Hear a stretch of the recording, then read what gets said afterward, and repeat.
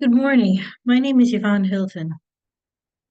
I want to take a moment to explain the, the reason for this video. We had some audio difficulties with our original video that was shot on October 16th at the Irondequoit Public Library. However, this nutrition prescription involves the same content and the same slides that were used for that presentation. After I was diagnosed in 2007, I became a health and wellness coach. This area of study enabled me to understand how to heal, thrive, and nourish my body. But it also stressed how unique we are as individuals and that no one diet works for everyone. That's the overarching message that I want to share with you today, that there is not one size fits all, no one magic pill or fix that will work for every person with Parkinson's, let alone every person.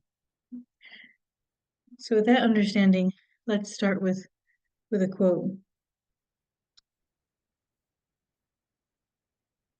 And I'm going to take myself off the screen here so that you'll have full view of the slides. There are a ton of books and articles purporting to have discovered the diet for Parkinson's disease and the path to the perfect Parkinson's microbiome. And most experts advise not following them. Why would that be? Most experts advise not following them. Well, this goes back to the notion that there is no one size fits all. When you do read or hear about diets that work well or best for people with Parkinson's, you usually hear references to the Mediterranean diet. What is the Mediterranean diet? Most of us are probably familiar with it. Its 9 features include vegetables, fruits, nuts and seeds, beans and lentils, moderate amounts of dairy, healthy oils such as olive oil, which is pressed from olives, no other ingredients, some cereals and grains, brown rice, whole wheat, 10 typically, and limiting red meat and moderate amount of red wine. This Mediterranean diet was Americanized, if you will, by a concept called the DASH diet. The DASH diet is a Mediterranean based dietary approach to stopping hypertension.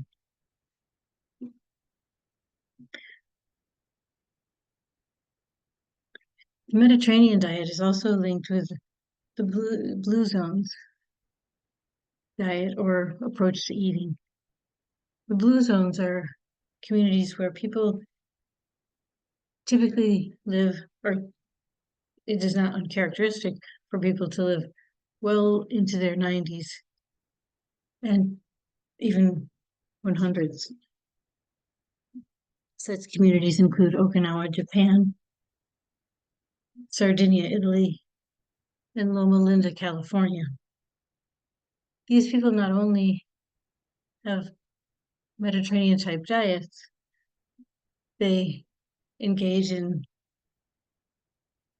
significant amounts of exercise, daily activity, and socialization.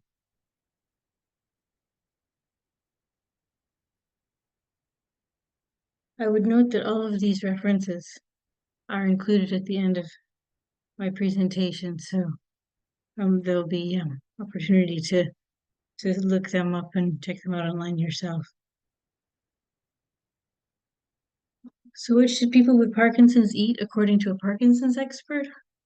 This information comes from Dr. Laura Meashley. She's with the Seattle Integrative Medicine Group, and she has tracked over 1,000 people with Parkinson's disease for her career and is scientifically and statistically demonstrated those people that are doing best or have the fewest symptoms, those that are doing incredibly well, in her words, what they do, and has her patients mimic those activities.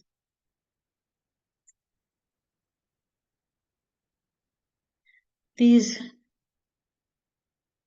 relationships demonstrate the notion that we've been talking about, fresh fruit and fresh vegetables being correlated with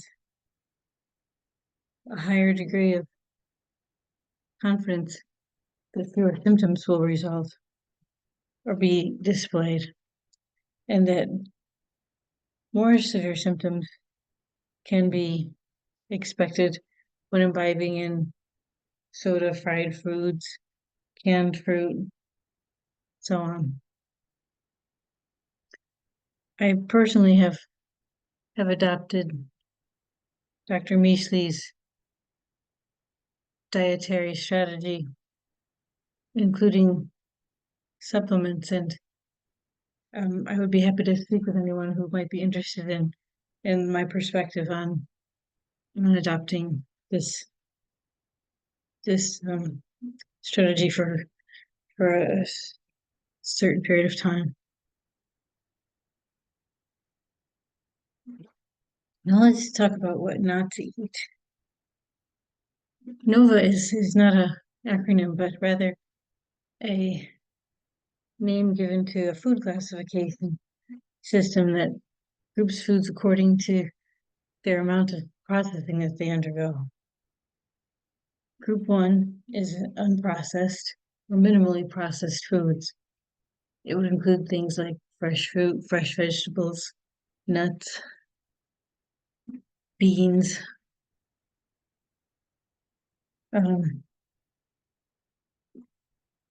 processed culinary ingredients, which is group 2, includes oils, fats, salt, and sugar. And a good example here is a processed culinary ingredient is sugar. We think of sugar starting out as sugar cane and then being processed through its various stages of mechanization. It goes from syrup or molasses to brown sugar to light brown sugar to coarse ground sugar to fine ground sugar to confectionery sugar. It's all they're all sugars, but they all go through various degrees of mechanization. And the more white that the sugar gets, the less nutritional value it has. There are processed foods, group 3. These would include peanut butter. Peanut butter can be ground peanuts only, or it can be ground peanuts and canola oil and salt and any other ingredients that producers might include. So it pays to read labels. Ultra processed foods, those are the ones we want to stay away from. Those are the inside shelves of the grocery store, such as powdered drink mixes, sodas, Doritos, not to call out specific products, but Chef Boyardee canned spaghetti and meatballs. These are foods that they're actually extracted from foods, from oils, fats, sugar, and starches, or derived from foods, or synthesized in laboratories none of none of which sound very appetizing, and they hold relatively few nutrients. So ultra processed foods we should run from.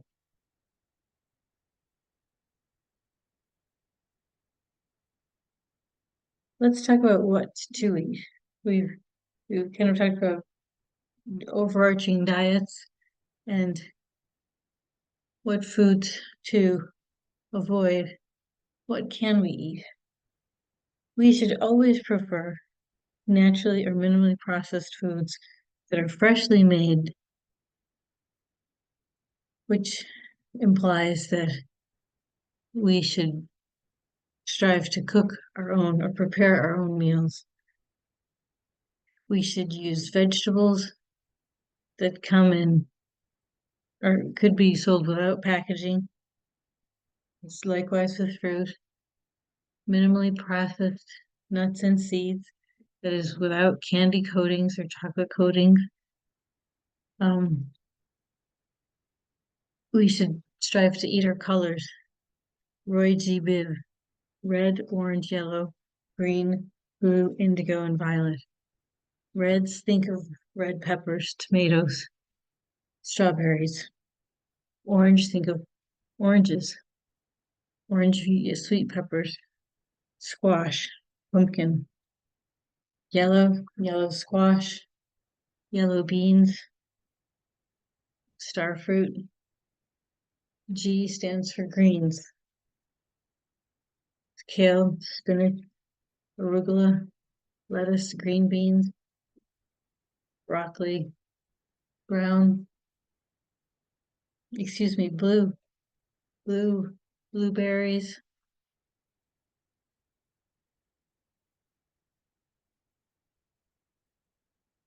indigo, eggplant, blackberries. You get the picture. Shoot for 35 different vegetables per week. Make it a make it a challenge. Make it fun. Make make cooking and eating a family activity. Make it an event. I understand and appreciate that people with Parkinson's may have limited abilities in the kitchen with respect to knife safety and stove privileges. I I deeply appreciate that. So it's important to figure out swaps and hacks that will make your life easier in the kitchen to enable you to eat healthier. Swaps that can be made using pumpkin, period pumpkin, mixing that with ketchup to to reduce the amount of sugar per serving that comes in a serving of ketchup.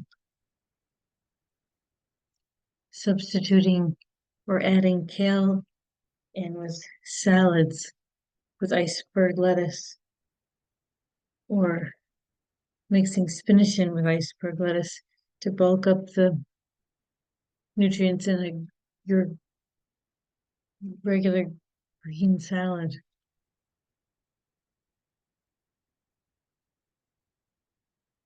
Hacks such as using pre-cut vegetables, pre-sliced, pre-diced, prepared vegetables available at grocery stores can eliminate some chopping that's necessary in the kitchen. Likewise, a bag of prepared coleslaw, sliced cabbage and carrots could be used in a stir fry.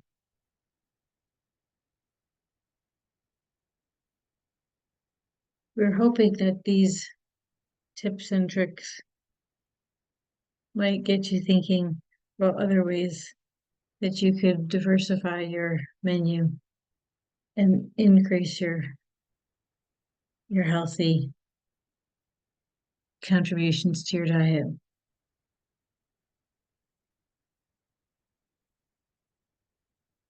I apologize that the initial original video was not available for this presentation, but I hope that the resources that follow will lead you to information that was helpful. And of course, if you have any questions or wish to speak about any of these topics with me, I would be happy to field your questions. Thank you for your interest in the nutrition prescription.